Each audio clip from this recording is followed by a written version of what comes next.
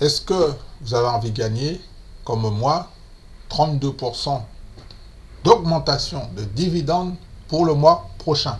Comment est-ce possible? Je vais vous présenter un premier titre qui va augmenter son dividende de 10%, un deuxième titre qui va l'augmenter de 9% et un troisième titre qui va l'augmenter de 13% pour un total de 32%. En même temps, je vais vous donner les dates d'acquisition, ex-date et date de paiement. Et je vais vous expliquer les augmentations en même temps, qui ont déjà été votées par les différents conseils d'administration. Bien évidemment, je vous invite à aller sur les sites officiels pour vérifier les informations que je vais vous proposer. D'accord? Pour faire ma démonstration, je vais passer par mon partenaire Tracker Dividende et tous les chiffres que je vais vous donner viennent de Yahoo Finance. D'accord? Parce que je me suis amusé à faire parler les chiffres. Et certains moments, les chiffres, ils nous racontent une belle histoire. Donc je vais commencer déjà avec le premier titre. On va commencer sur Google Finance, que tout le monde connaît, hein, d'accord? Le ticker, c'est UNM, qui est coté sur la bourse de New York. En date de clôture du 25 juillet 2023, le titre a clôturé à 48,76 $. La capitalisation boursière est de 9 milliards de dollars américains. On a un ratio cours-bénéfice de 6,91, rendement des dividendes 2,99%. Alors, ce que j'aime bien sur ce titre, c'est qu'il a été fondé en 1848. Le site officiel est pratiquement bien fait, hein. Alors ici, petite présentation rapide. Donc on est dans le secteur des assurances. Alors c'est une entreprise qui aide des millions de personnes à obtenir des prestations en cas d'invalidité. Il y a aussi une partie assurance vie. Il y a aussi des couvertures sur les accidents, maladies graves, les soins dentaires et protection de la famille et des finances. Donc on a un coup d'œil, hein. Donc UNM protège 39 millions de personnes dans le monde. Aux États-Unis, il y a 182 000 entreprises, ainsi qu'au Royaume-Uni, et en Pologne aussi, parce qu'il y a un segment Pologne aussi. Donc dans les 182 000 entreprises, elles sont réparties sur les États-Unis, au Royaume-Uni et une partie Pologne aussi. Il y a un segment Pologne. L'année dernière, le groupe UNM a reversé aux prestataires 7,5 milliards de dollars. Je vous informe également que ce titre est classé 266 sur la liste des Fortune 500, c'est-à-dire dans le SP500 en fait, c'est le numéro 266.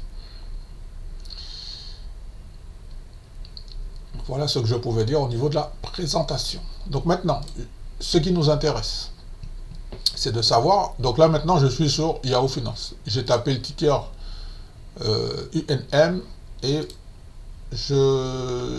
on arrive dans le sommaire. On arrive dans le sommaire. Quand vous arrivez dans le sommaire, donc voilà, il y a le graphique. Donc en fait, vous allez dans Profil. Ça vous dit un petit peu le secteur. Donc on voit bien secteur, assurance, vous voyez, secteur d'activité. On est dans les assurances sur la vie. Ok.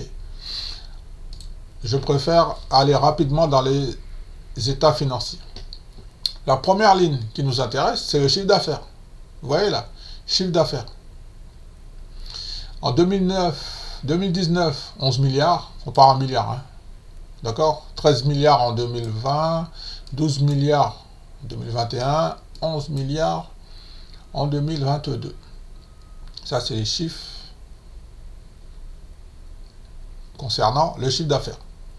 Ensuite, on a une partie, hein, bénéfice net, pour regarder bénéfice par action et action moyenne de base. D'accord. La partie qui m'intéresse, quand je fais des investissements, c'est dans les flux de trésorerie. Ok.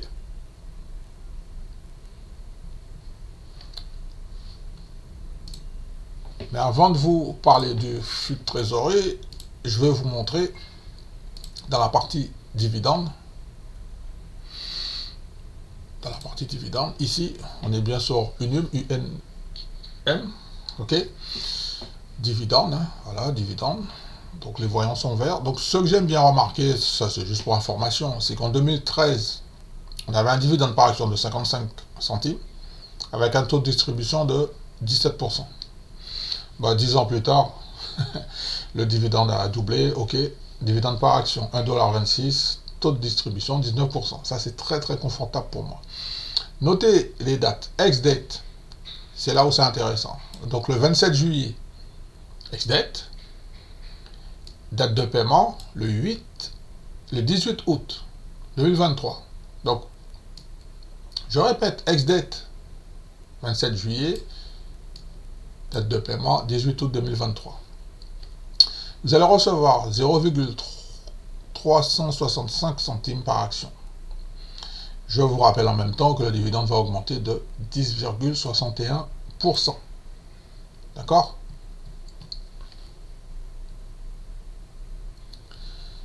Je reviens ici. Alors, est-ce que pour l'instant tout est bon pour vous? Tout est bon. Ok, donc maintenant on va aller voir les états financiers. Parce que moi, j'aime bien un petit peu regarder un petit peu ce qui se passe dans les états financiers. Quand vous êtes sur Yahoo, donc vous allez là, vous arrivez sur les comptes des résultats, je vous invite à aller directement dans flux de trésorerie, parce que c'est ici que ça se passe en fait. Flux de trésorerie. C'est ici que j'aime bien voir qu'est-ce qui se passe et qu'est-ce qui s'est passé. Ok? Alors,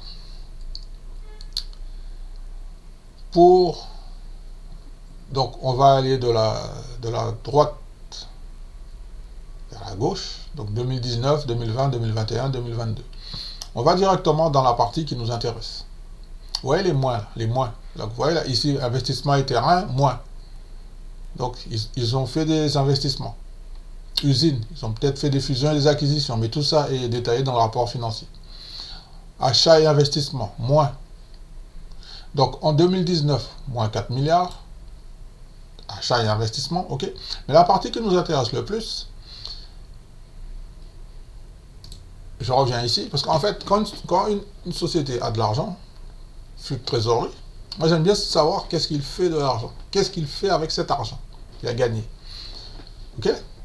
Donc, la société a fait un chiffre d'affaires que je vous ai montré, et maintenant on va voir comment elle va dépenser une partie de cet argent. Donc je retourne ici. Je vous montre bien qu'on est toujours dans les flux de trésorerie. Hein, ok. Donc j'aime bien venir ici, dans la partie ici. Là.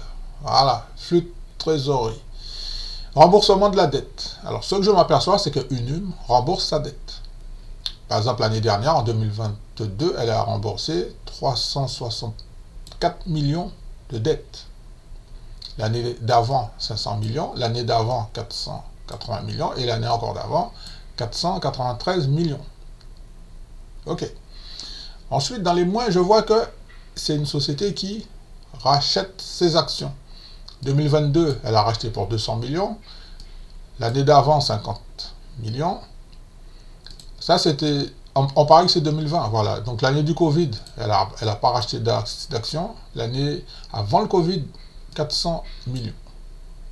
Ok. Et ensuite, ce que je vois, c'est que comme elle a gagné de l'argent, hein, elle distribue un dividende. Donc l'année dernière, pour toute l'année, elle a eu 254 millions de dividendes à payer. Ok?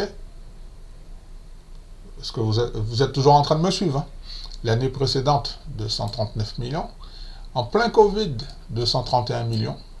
Et un petit peu avant, 2019, elle a payé 229 millions de dividendes. Jusque-là, est-ce que ça va? Est-ce que ça va pour vous, pour le moment? Ma petite démonstration. Donc on a vu, elle a gagné de l'argent, chiffre d'affaires, et ensuite, elle a remboursé sa dette, elle a racheté des actions, et elle paye de dividendes.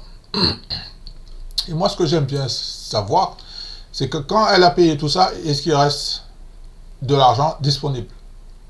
Parce que quand une société est rentable, je vous donne une petite astuce, quand une société est rentable, en fait, il faut qu'il reste de l'argent dans les caisses. Donc, je vous informe qu'après avoir payé la dette, racheté des actions, fait des investissements,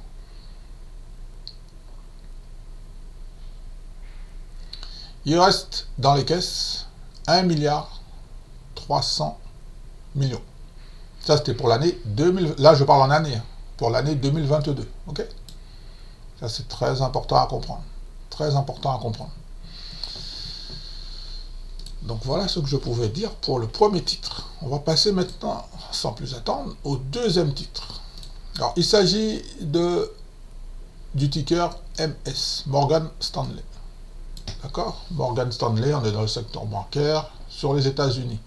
Alors, en date du 25 juillet, on a eu un dernier prix à la clôture de 94,42 $. Ce que je remarque, c'est que sur les 6 premiers... Non, au niveau de valorisation, donc ça, c'est pas très important. Alors, moi, ce que j'aime bien savoir, c'est la capitalisation boursière. Donc ici, on a 156 milliards de dollars. On a des volumes à 8 millions, ratio cours-bénéfice, on paye 16 fois les bénéfices, rendement dividende 3,60%. Alors ici, bon, il y a une petite explication pour nous expliquer que Morgan Stanley est une banque américaine. Et moi, ce que j'aime bien, en fait, c'est qu'elle est à New York, Manhattan, dans le quartier des affaires. Comprends? Ça, c'est super important. Et c'est une banque qui a été créée en 1935. 1935. Donc,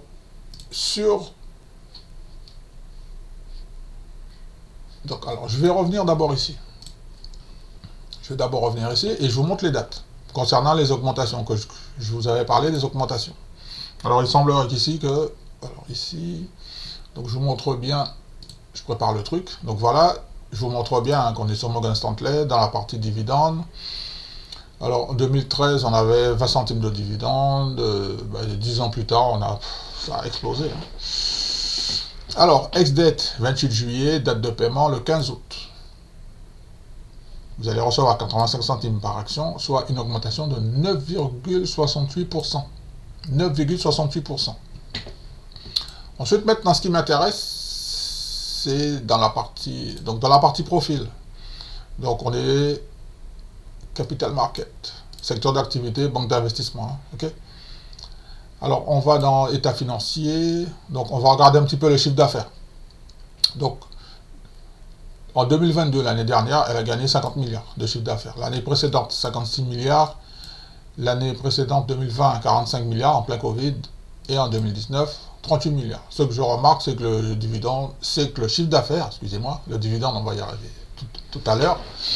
On a un chiffre d'affaires qui est assez constant, qui est supérieur à 40 milliards. Supérieur. Ok. On va dans la partie flux de trésorerie. D'accord? Donc on a vu qu'on a gagné 50 milliards l'année dernière. Et j'aime bien savoir comment l'argent a été dépensé.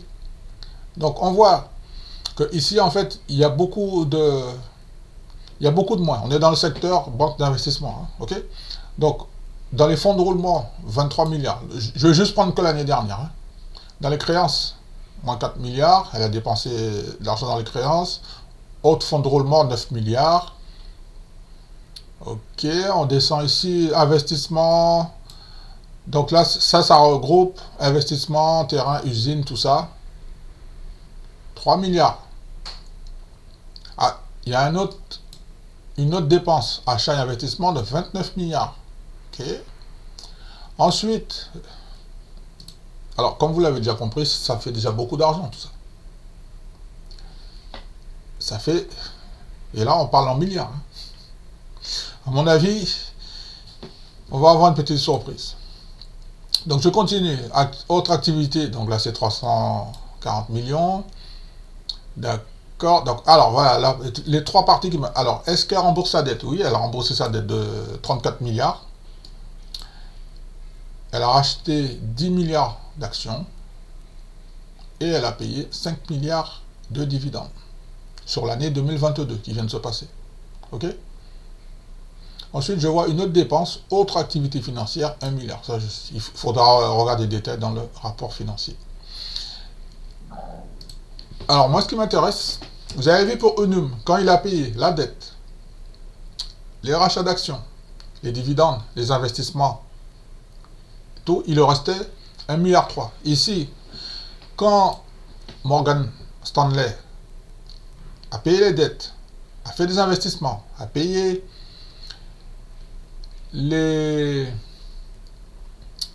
a racheté des actions, a payé les dividendes, il lui reste, en fait, il ne reste pas d'argent en fait. On a un déficit de 9 milliards.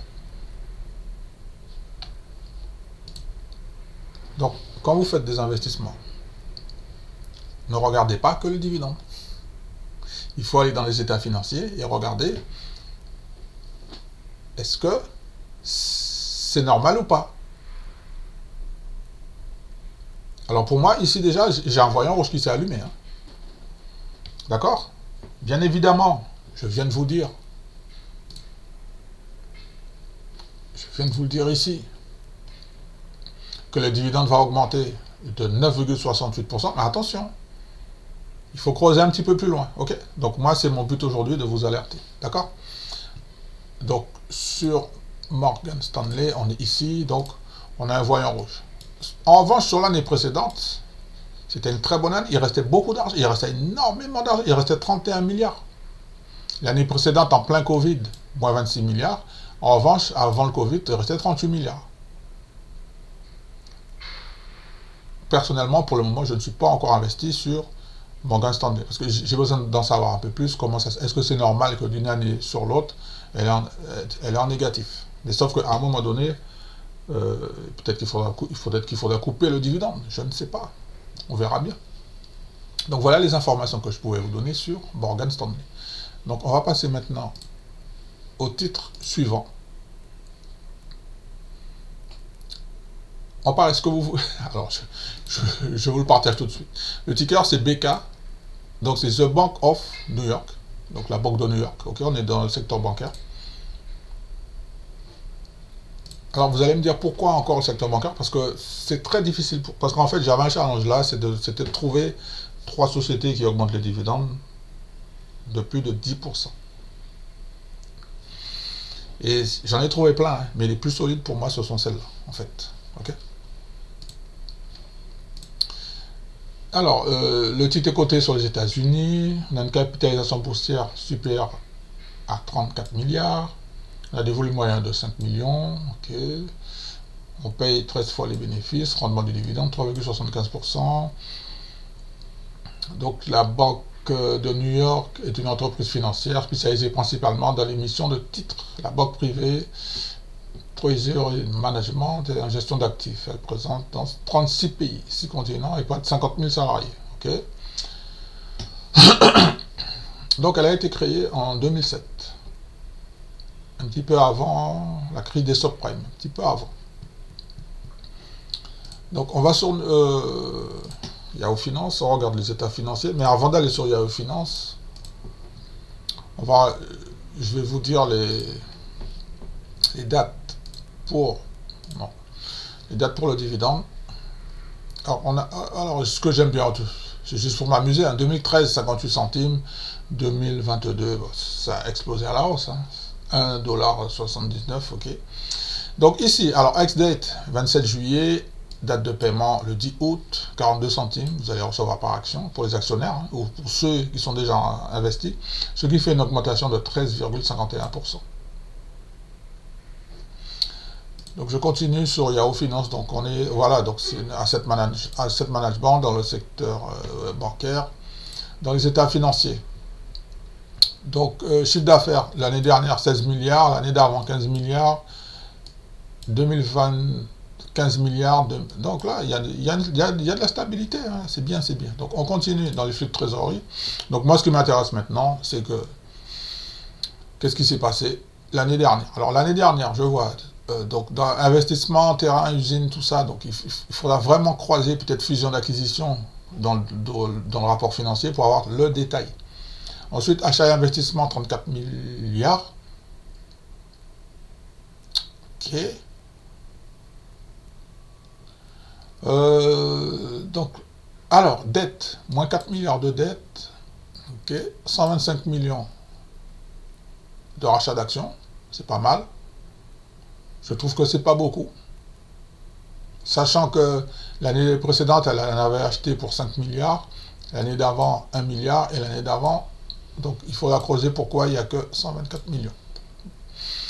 Ensuite, dividende payé. Donc ce que je vois sur le dividende, c'est que le chiffre il est en train de monter. Donc ce qui veut dire que le dividende est en croissance. Hein. 1 milliard 3, 1 milliard 300 millions en fait. L'année précédente, 1 milliard 323 millions. L'année d'avant, 1 milliard 2 et l'année d'avant, 1 milliard 289. Donc c'est une société qui rembourse sa dette, qui rachète ses actions, qui paye un dividende et qui investit dans des infrastructures et qui fait des investissements, qui se développe également. Alors ensuite, il n'y a pas d'autres dépenses. Et à la fin, il reste en caisse, après avoir dépensé tout ça l'année dernière, il reste 13 milliards.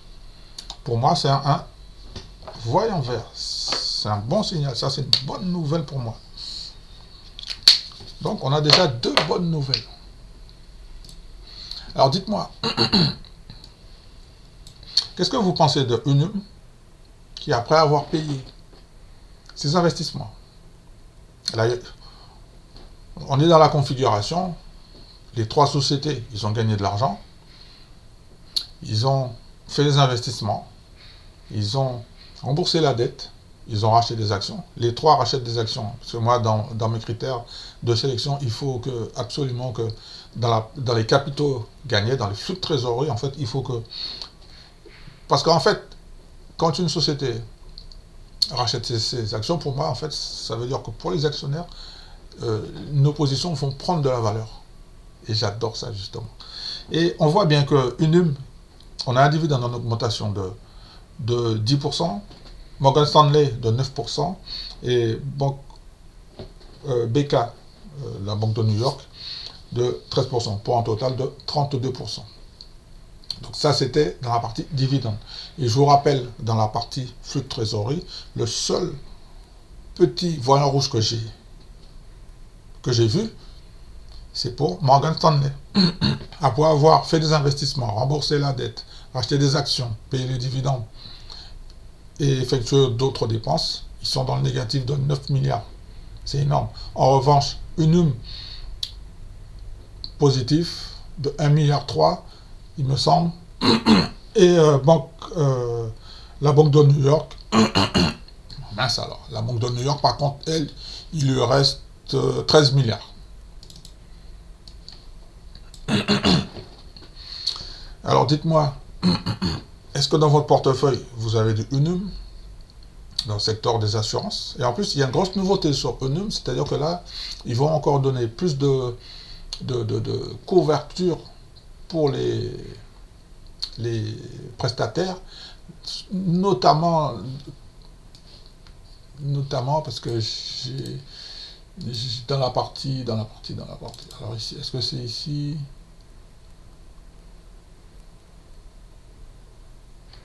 Non, c'est pas ici.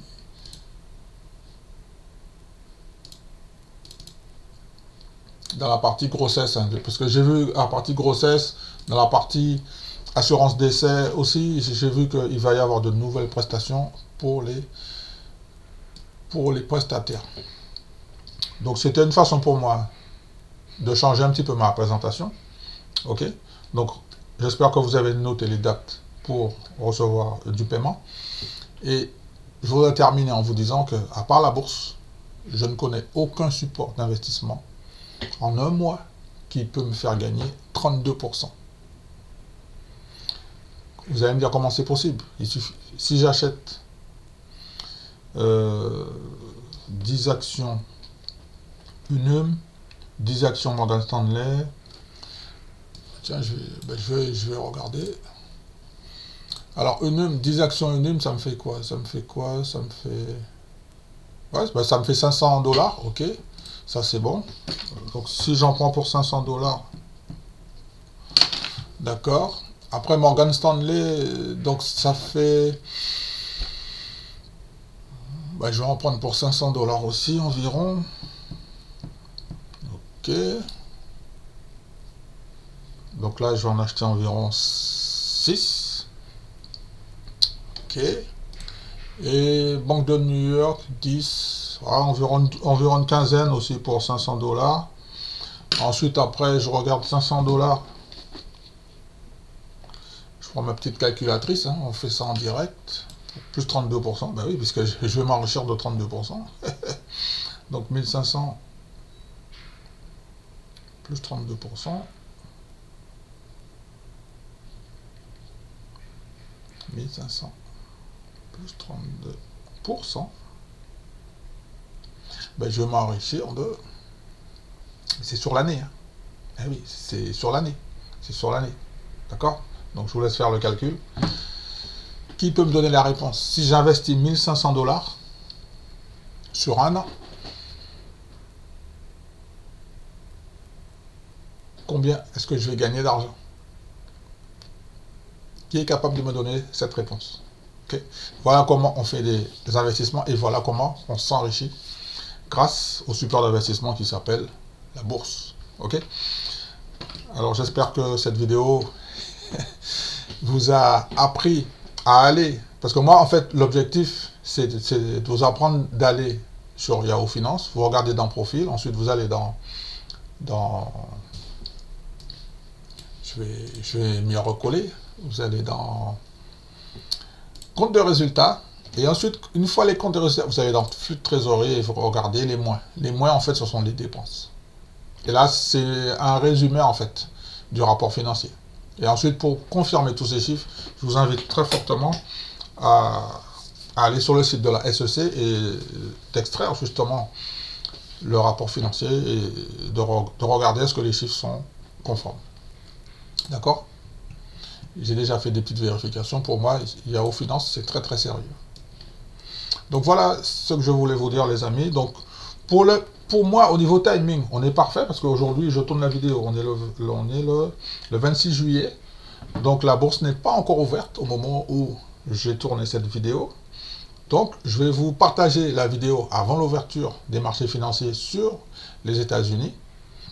Et en fait, en fonction de vos moyens financiers, si vous avez d'argent, un petit peu ou pas. Mais en fait, je vous ai déjà donné les informations pour faire les investissements et recevoir l'argent pour le mois d'août dans la mesure du possible. Ok? Alors moi, s'il y avait un seul titre à retenir, un seul titre, ça serait Unum. Pour moi, c'est celle qui a la meilleure feuille de route. Meilleure. Parce qu'après, on est dans les Morgan Stanley, Banque Investissement. Bon, en revanche, je suis très intéressé par la Banque de New York. C'est un titre que je ne connaissais pas du tout. Hein. Et je ne me rappelle même pas comment je l'ai fait pour le découvrir. Parce qu'en fait, c'est à force de chercher. Je pense, parce que, une petite anecdote, parce qu'en fait, il faut bien comprendre qu'on attire ce qu'on demande. Quand j'étais au Canada, donc j'ai fait une petite journée sur New York, petite visite, hein, c'était très très rapide, hein, c'était un aller-retour, et on a été impressionné par les buildings en fait. Bien évidemment, le secteur bancaire à New York, en fait c'est les plus gros. Qui sont sur les places financières de New York? Ce ne sont pas les petits, ce sont les plus gros. Et on a été impressionné parce qu'on a découvert qu'il y avait une banque, la Banque de New York, que personne ne... Je n'ai jamais entendu un collègue sur les réseaux, plus particulièrement sur les chaînes YouTube de finance, parler de la Banque de New York. Je parle bien du ticker BK. Pourquoi? Je ne sais pas. Donc je vous donne l'information. Ça mérite un like, ça mérite de vous abonner pour voir la suite des événements. On a encore des belles perspectives qui vont arriver, bien évidemment. On attend les confirmations du président, M. Powell, de la Banque fédérale. Ensuite, je pense que Mme Christine Lagarde, elle est déjà sur une politique monétaire très dans sa continuité. Il n'y a pas de ralentissement pour l'instant pour elle. Donc, j'attends les confirmations. De toute façon, le marché a déjà pricé tout ça. Tout ça est déjà validé. Il n'y a pas de problème. Merci beaucoup d'avoir regardé cette petite vidéo. Je vous souhaite une bonne journée, de bons investissements. Faites attention sur les marchés financiers. C'était Pedro pour la chaîne YouTube Cash Dividende.